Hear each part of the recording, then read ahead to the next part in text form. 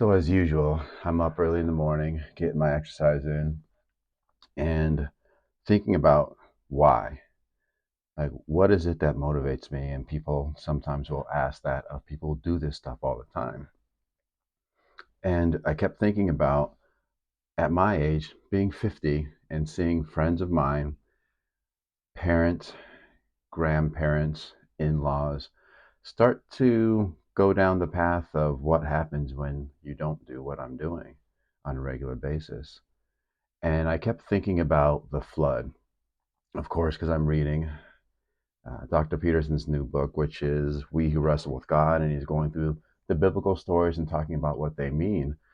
And thinking about the flood in the sense that if Noah's building an ark and he represents the spirit of preparing for what's coming, what is the flood that's coming in our lives? And it's not necessarily some cataclysmic thing where the whole earth is wiped out.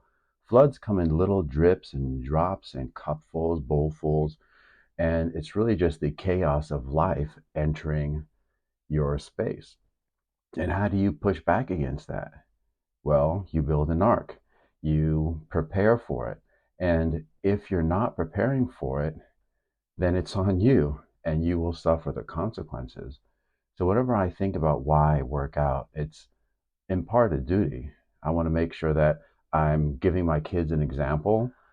I'm around for my children, which means I'm first alive and then I'm capable. And if something is going on in the world where I have to stand up, I want to be able to stand up. So I think it's really important to think of these things and these Bible stories as not necessarily cataclysmic events, but ways to take those themes, the spirit of preparing for what's to come, take those themes seriously and apply them in little bits, whether it's exercise, whether it's your work, whether it's saving up for retirement. All these things are coming as floods and they will be creating some kind of chaos in your life. And you have to think about, what do I need to do today in order to be prepared for the inevitable?